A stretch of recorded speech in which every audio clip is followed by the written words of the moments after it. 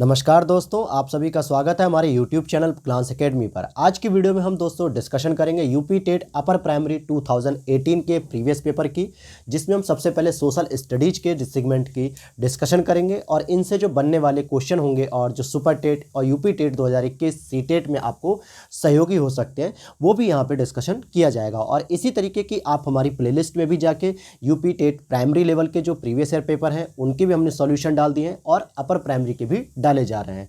इसके लिए आप हमारे चैनल को अभी सब्सक्राइब कर लीजिए और बेल नोटिफिकेशन को ऑन कर लीजिएगा, जिससे सभी प्रकार के अपडेट्स आपको मिलते रहें। चलिए हम शुरू करते हैं अपने 91 क्वेश्चन से। शुरू करते हैं अपने पहले क्वेश्चन से। तो पहला क्वेश्चन आपके सामने डिस्प्ले पर है। पूछा जा रहा है आपसे कि भारतीय कला में बुद्ध के जीवन की किस घटना का चित्रण चक्र के द्वारा किया गया है? संबोधि, महाभिनिष्क्रमण, प्रथम उपदेश या निर्वाण। तो देखिए इसका सही जवाब हो जाएगा प्रथम उपदेश, जो सारनाथ में यानी ऋषिपत्तनम में जो धर्म चक्र प्रवर्तन के नाम से दिया गया था, पहला उपदेश। अब महाभिनिष्क्रमण की बात करेंगे तो यह गृह त्याग की स्थिति को दर्शाता है। किसको दर्शाता है दोस्तों? गृह त्याग की। तो ये था आपका महाभिनिष्क्रमण, जो घर उन्होंने जब छोड़ा था, और इसका आंसर हो जाएगा प्रथम उपदेश। चलिए हम नेक्स्ट प्रश्न पर चलते हैं अपने 92 क्वेश्चन पर। देखिए यहाँ पर कुछ चिन्ह भी दिए हुए हैं इनके कि जन्म के लिए कमल एवं साण, गृह त्याग के लिए घोड़ा, ज्ञान के लिए पीपल यानी बोधि वृक्ष, निर्वाण के लिए पद चिन्ह और मृत्यु के लिए स्तूप। ये इनके संकेत भी हैं।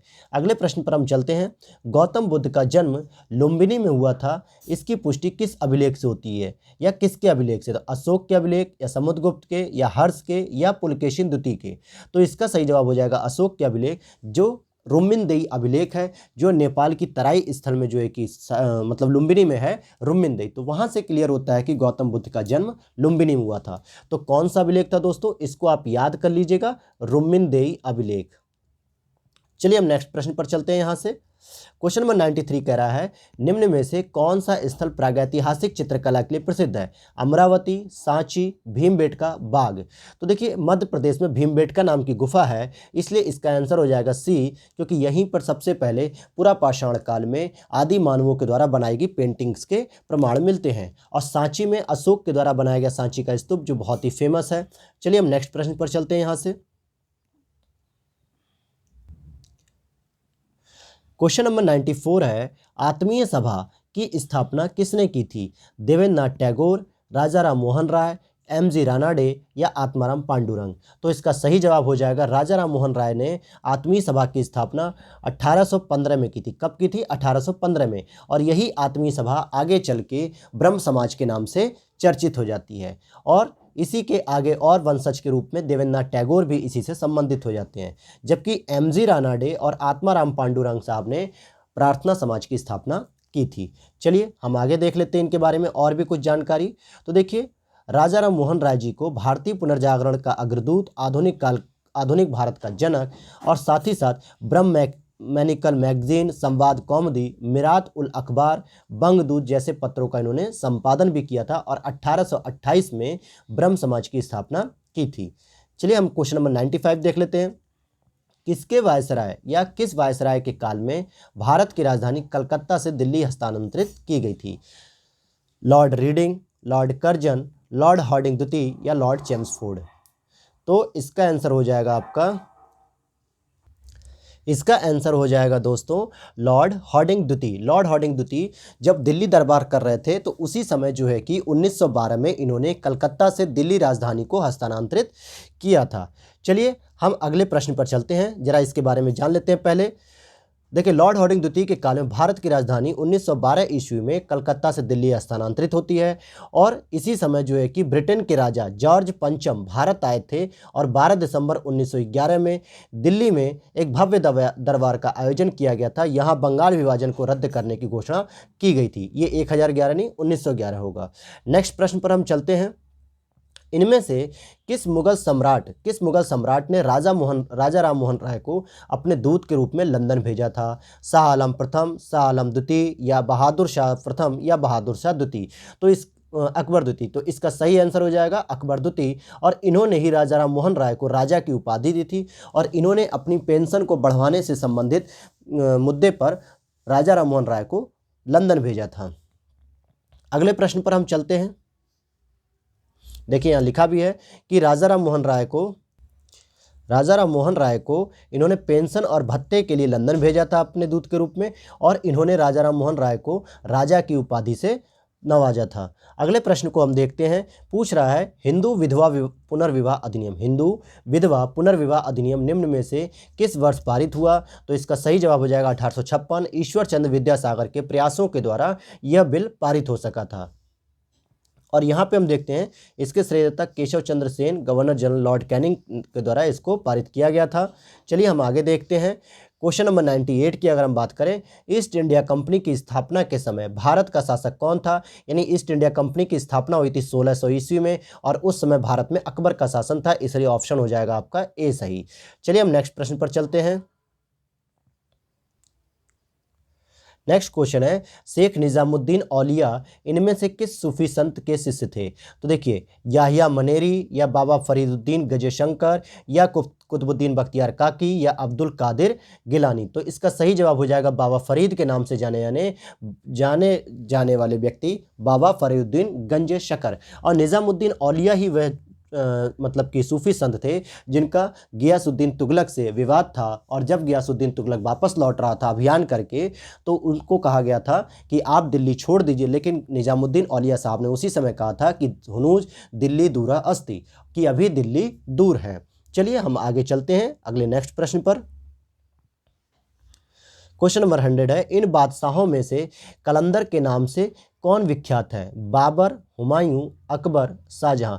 तो इसका सही जवाब हो जाएगा बाबर, क्योंकि जैसे ही बाबर ने 1526 में पानीपत का युद्ध जीता था, और फिर 1527, 28, 29, 30 के जो मतलब युद्ध जीते थे, उसके बाद ये जो काबुल गया था, बाबर जब काबुल गया था पहला या दूसरा युद्ध जीत के, तो वहाँ पे इसने बहुत सारा दान दिया था लोगों को, इसलिए इसको दान देने की वजह से कलंदर की उपाधि से नवाजा गया था। चलिए आगे हम चलते हैं अगले प्रश्न पर। अगर हम चलें, क्वेश्चन नंबर 101 में कह रहा है निम्न में से किस राज्य में 2011 की जनगणना में जनसंख्या का ह्रास देखा गया? जनसंख्या का ह्रास, तो इसका सही जवाब हो जाएगा नागालैंड, क्योंकि यहाँ पे जो है कि जनसंख्या कम हो गई थी। और अगर हम बात करें 2011 की जनगणना के जो जन आयुक्त थे, जनगणना आयुक्त सी चंद्रमौली साहब थे, और ये 2011 की जनगणना देश की 15वीं राष्ट्रीय जनगणना थी। और आइए कुछ और फैक्ट इससे हम कवर कर लेते हैं यहीं पर। देखिए उस समय भारत का जनसंख्या घनत्व 382 है, कितना है? 382 है। 1991 की जनगणना के बाद सर्वाधिक लिंगानुपात 2011 में रहा है, और कितना है लिंगानुपात? 943 है, जो कि 933 2001 में था। चलिए अब हम बात करते हैं अगर क्वेश्चन नंबर 102 की, तो हैदराबाद किस नदी पर स्थित है? मूसी नदी, महानदी, या गोदावरी, या कृष्णा नदी? तो देखिए मूसी नदी पर जो है कि हैदराबाद आपका अवस्थित है। क्या अवस्थित है? हैदराबाद अवस्थित है, और यहीं पे करीमा बांध भी पाया जाता है। चलिए हम अगले बात करते हैं। देखिए कुछ और टाइटल दिए हुए हैं हैदराबाद के बारे में। क्या कह रहा है? हैदराबाद मूसी नदी पर स्थित है, और कहा जाता है कि इस खूबसूरत शहर को कुतुबशाही परंपरा के 5वें शासक मोहम्मद कुली कुतुब शाह के द्वारा अपनी प्रेमिका भगवती को उपहार स्वरूप भेंट किया गया था। हैदराबाद को निजामों का शहर भी कहते हैं, और मोतियों का शहर भी कहा जाता है, और हैदराबाद और सिकंदराबाद जुड़वा शहर भी हैं। चलिए हम नेक्स्ट क्वेश्चन पर चलते हैं। पूछा जा रहा है आपसे कोयला एक उदाहरण है आग्नेय शैल का, या अवसादी शैल का, या रूपांतरित शैल का, या उपयुक्त में से कोई नहीं? तो देखिए आग्नेय शैल तो जो है कि ज्वालामुखी और लावा के रूप में बाहर निकलती है, लेकिन जब एक बहुत लंबे समय के पश्चात आग्नेय शैल का धीरे धीरे अपर्दन होते होते अवसाद के रूप में, जब सेडिमेंट्स के रूप में एक लेयर बनती चली जाती है, तो कोयला अवसादी शैल से संबंधित होता है। तो किससे संबंधित होता है? तो अवसादी शैल से संबंधित हो जाता है। आइए अगर हम इसके बारे में और जानकारी थोड़ा सा लेते हैं, तो कोयला एक अवसादी शैल है। मतलब अवसादी चट्टानें कैसी होती हैं? परतदार होती हैं। अवसादी चट्टानों में जीवाश्म पाया जाता है, और अवसादी चट्टानों में खनिज तेल भी पाया जाता है, इसीलिए कोयला को क्या कहा जाता है? जीवाश्म ईंधन कहा जाता है। और एंथ्रेसाइट जो कोयला होता है जिसमें 90% से ज़्यादा कार्बन होता है, ये सर्वोत्तम कोयला माना जाता है। मतलब जिस कोयले में कार्बन की मात्रा सबसे अधिक होगी उसको सबसे अच्छा कोयला माना जाता है। एंथ्रेसाइट कोयला सबसे अच्छा होता है, उसके बाद बिटुमिनस कोयला होता है सेकंड नंबर पे। जो भारत में सबसे अधिक कोयला बिटुमिनस का ही यूज किया जाता है। चलिए नेक्स्ट क्वेश्चन है वे दो ग्रह जिनके उपग्रह ही नहीं है तो कौन से होंगे? पृथ्वी और बृहस्पति, बुध शुक्र, बुध शनि या शुक्र मंगल। तो इसका सही जवाब हो जाएगा बुध और शुक्र के पास कोई भी अपने क्या है? मून नहीं है। मून का मतलब क्या होता है? उपग्रह नहीं है अपने। चलिए अब जरा यहाँ पे थोड़ी और जानकारी है।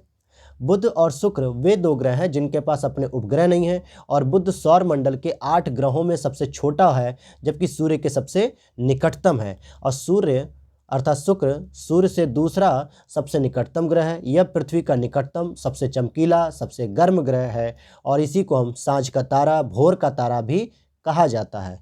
एक और खासियत है कि यह अन्य ग्रहों के विपरीत क्लॉकवाइज घूमता है। कौन? शुक्र। जबकि बाकी सभी ग्रह जो है कि एंटी क्लॉकवाइज घूमते हैं जबकि शुक्र अकेले क्लॉकवाइज घूमता है और इसे पृथ्वी की भगनी ग्रह भी कहा जाता है। क्या कहा जाता है? भगनी ग्रह भी कहा जाता है।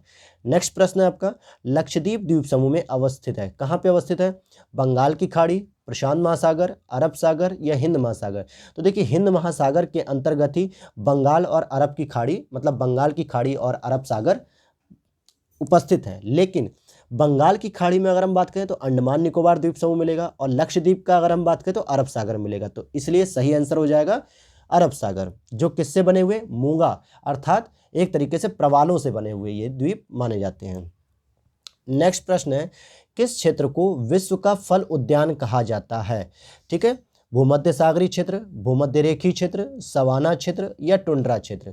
तो देखिए भूमध्य सागरीय जो क्षेत्र होता है, जलवायु होती है जहाँ गर्मी में भी वर्षा होती है, जाड़े में भी वर्षा होती है। अधिकतर यहाँ पे क्या पाते हैं? रसदार फलों की खेती होती है, जैसे आपके चेरी हो गए या जैम वगैरह जो बनते हैं, ये सब रसदार फलों की खेती होती है, अंगूरों की खेती होती है, स्ट्रॉबेरी की होती है। इसीलिए इसको विश्व का फल उद्यान भी कहा जाता है। चलिए हम अगला देखते हैं। निम्नलिखित में से किसे संसार की छत कहा जाता है? तो पामीर के पठार को संसार की छत कहा जाता है। आइए हम अगले प्रश्न पर चलते हैं। अगले प्रश्न पर चलने से पहले कुछ व्याख्या देख लेते हैं। पामीर को संसार की छत कहा जाता है और एशिया में स्थित पठार तथा पर्वत श्रृंखला है ये पामीर के मध्य में। यहाँ उगने वाली जंगली प्याज के नाम पर इन्हें प्याजी पर्वत भी कहा जाता है। और पामीर का शाब्दिक अर्थ अगर हम बात करें, पर्वत शीर्ष में स्थित घाटी, यानी कि जो पर्वत के शिखर पे जो घाटी होती है उसी को पामीर कहा जाता है। और फारसी भाषा में इसे बाम ए दुनिया के नाम से भी जानते हैं। तो प्याजी पर्वत किसे कहेंगे? पामीर के पठार के ही सेंस में कहा जाता है। नेक्स्ट प्रश्न है आपका, कौन सा संसार का सबसे बड़ा मरुस्थल है? सबसे बड़ा मरुस्थल है कालाहारी मरुस्थल, गोबी मरुस्थल, सहारा मरुस्थल या थार मरुस्थल। तो आपका सही जवाब हो जाएगा सहारा मरुस्थल, जो कि अफ्रीका में पाया जाता है। लेकिन अगर भारत का पूछा जाए सबसे बड़ा मरुस्थल तो थार मरुस्थल पाया जाता है। चलिए अगले प्रश्न पर हम चलते हैं। पाकल दुल पनबिजली ऊर्जा परियोजना कहाँ पर है? कौन सी? पाकल दुल, झारखंड, उत्तराखंड, जम्मू कश्मीर या कर्नाटक।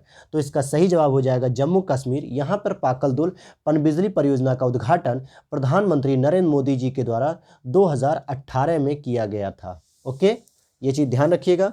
चलिए ये भी देख लीजिए कि यह परियोजना किश्तवाड़ जिले में चिनाब नदी पर निर्मित की जा रही है और ये चिनाब नदी का 20% पानी जो भारत को मिलता है उसी पे हमने पाकल दुल परियोजना बनाई है। और जबकि 80% पानी इसका पाकिस्तान को दिया जाता है क्योंकि ये पश्चिम की नदी कहलाती है। अगले प्रश्न पर हम चलते हैं। निम्नलिखित में से कौन सी एक रोपण फसल नहीं है? कॉफ़ी, गेहूं, चाय, रबड़। तो इसका सही जवाब हो जाएगा चाय, गेहूं सही जवाब हो जाएगा इसका। बाकी कॉफ़ी हो गई, चाय हो गई, रबड़ हो गई, ये सब बागानी फसल है अर्थात रोपण फसल है, जबकि गेहूं खाद्यान्न फसल में आती है। अगले प्रश्न पर हम चलते हैं। नाटो का मुख्यालय स्थित है ब्रुसेल्स में, न्यूयॉर्क में, लंदन में, पेरिस में। इसका सही जवाब हो जाएगा ब्रुसेल्स में। और ब्रुसेल्स कहाँ पाया जाता है? बेल्जियम की राजधानी ब्रुसेल्स है। नाटो का मुख्यालय ब्रुसेल्स में है। नाटो कब बना था? 1949 में बनाया गया था।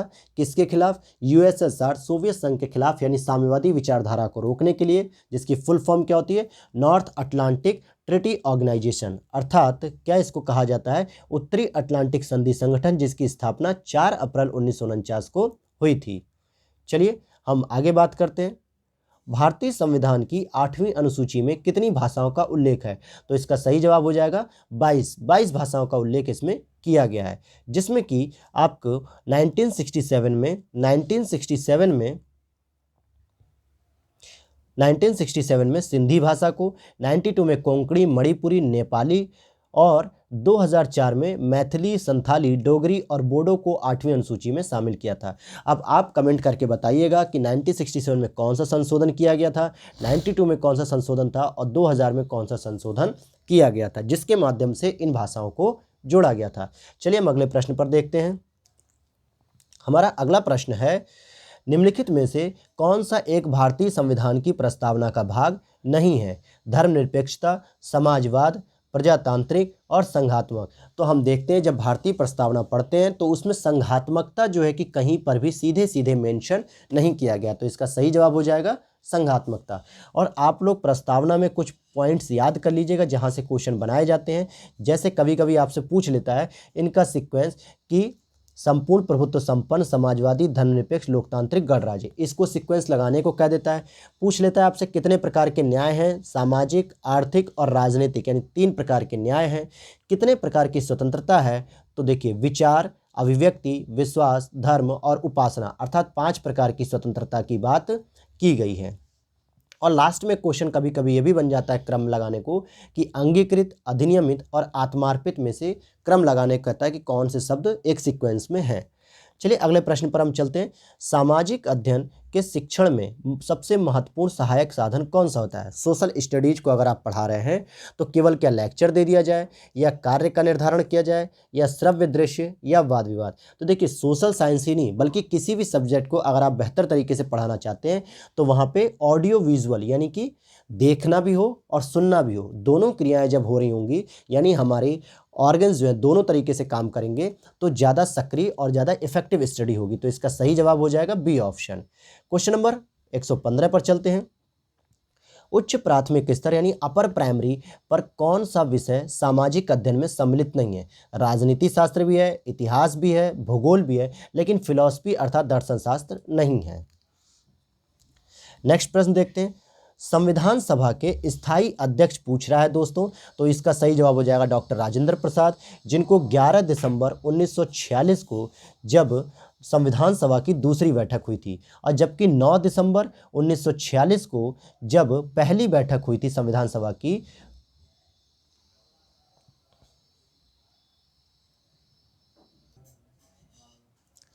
तो जो इसमें जब 1946 में पहली संविधान सभा की बैठक हुई थी उस समय अस्थायी अध्यक्ष के रूप में सच्चिदानंद सिन्हा को चुना गया था। लेकिन आपका प्रश्न पूछ रहा है स्थायी सदस्य, तो हमारा सही जवाब हो जाएगा राजेंद्र प्रसाद जी। चलिए अगले प्रश्न पर देखते हैं। राष्ट्रपति की अनुपस्थिति में उसके समस्त कार्य किसके द्वारा संपादित किए जाते हैं? प्रधानमंत्री, उपराष्ट्रपति, राज्यपाल या भारत का मुख्य न्यायाधीश? तो इसका सही जवाब हो जाएगा उपराष्ट्रपति। अर्थात जब राष्ट्रपति अनुपस्थित होगा तो उपराष्ट्रपति कार्यभार देखेगा, और अगर उपराष्ट्रपति भी अनुपस्थित होता है तब भारत का मुख्य न्यायाधीश जो है कि कार्यभार देखता है। और अगर भारत का मुख्य न्यायाधीश भी अनुपस्थित हो जाएगा तो सबसे वरिष्ठ न्यायाधीश ही राष्ट्रपति के कार्यभार को देखता है। और भारत में एकमात्र अभी तक न्यायाधीश ऐसे हुए हैं जो राष्ट्रपति के पद तक पहुंचे, जिसका नाम है एम हिदायतुल्लाह साहब। एम हिदायतुल्लाह साहब न्यायाधीश होते हुए भी राष्ट्रपति के पद तक पहुंचे थे। चलिए हम बात करते हैं और ज़रा देख लीजिए किस संविधान में कहा गया, तो आर्टिकल 63 में उपराष्ट्रपति का वर्णन भी किया गया है। नेक्स्ट प्रश्न है आपका, किस नाभिकीय संधि का भारत सदस्य है? यानी CTBT, NPT, PTBT या उपयुक्त में से कोई नहीं। तो देखिए NPT जो 1967 में हुई थी इसका सदस्य भारत नहीं है। CTBT जो 1996 में हुई थी इसका भी सदस्य नहीं है भारत, बल्कि PTBT जो 1963 में हुई थी इसका सदस्य भारत है। PTBT का मतलब होता है पार्शियल टेस्ट बैन ट्रीटी। इसका मतलब होता है कि आप किसी भी प्रकार के नाभिकीय हथियारों का जो परीक्षण करेंगे वो केवल और केवल कहाँ करेंगे? स्थल पे करेंगे या फिर वायु में कर सकते हैं, लेकिन समुद्री स्तर पे जो है कि उसको प्रतिबंधित कर दिया गया था। चलिए हम आगे देखते हैं। नेक्स्ट प्रश्न है आपका, कहाँ शांति स्थापना हेतु भारतीय सैनिकों को संयुक्त राष्ट्र पदक मिला? सोमालिया में, दक्षिणी सूडान में, कांगो में या उपयुक्त में से कोई नहीं? तो इसका सही जवाब हो जाएगा दक्षिणी सूडान में। अगले प्रश्न पर हम चलें। क्वेश्चन नंबर 120 है आपका, कौन सा संयुक्त राष्ट्र संघ का अभिकरण नहीं है? तो विश्व स्वास्थ्य संगठन यानी WHO, खाद्य एवं कृषि संगठन यानी, देखिए ये तो हो गया WHO, और ये आपसे पूछ रहा है food and agriculture organization FAO, संयुक्त राष्ट्र शैक्षणिक वैज्ञानिक और सांस्कृतिक संगठन यानी यूनेस्को, ये पूछ रहा है यहाँ पे।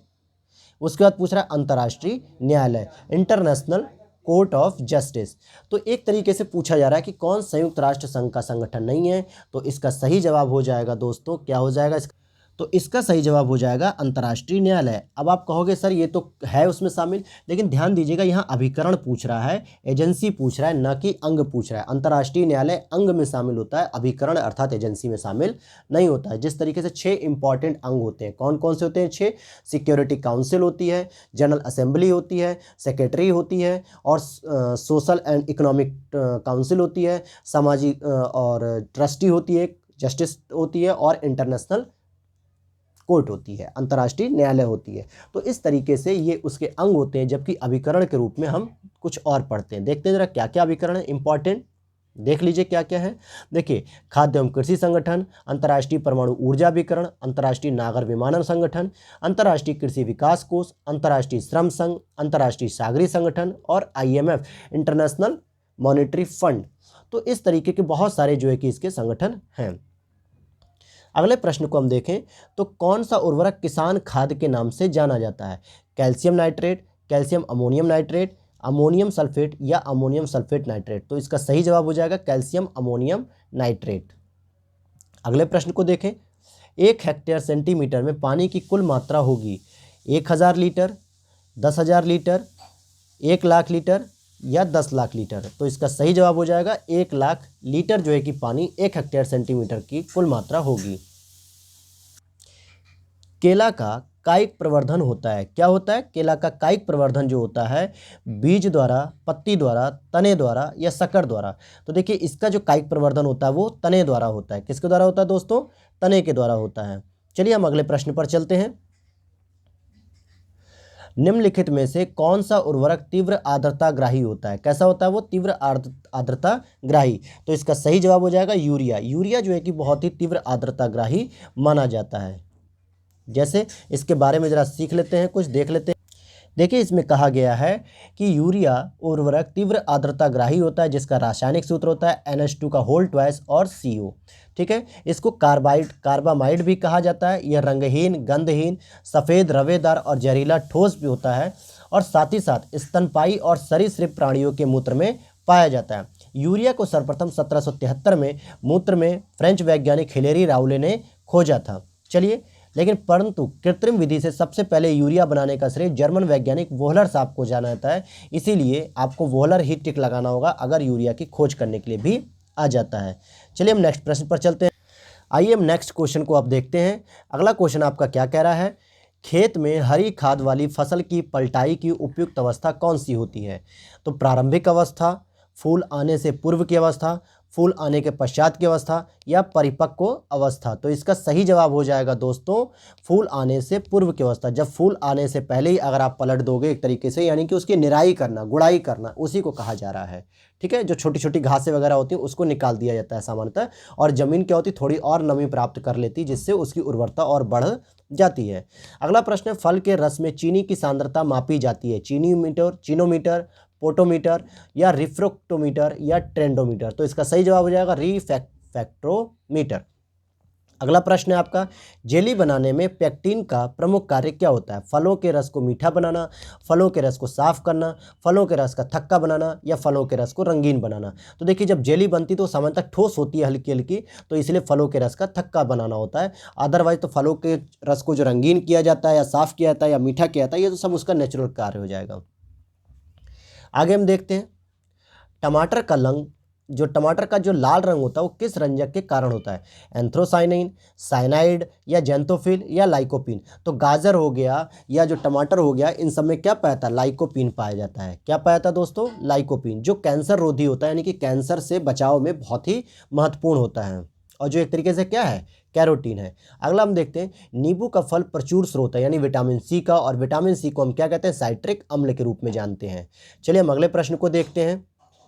अपने अगले प्रश्न को कि केंद्रीय एगमार्क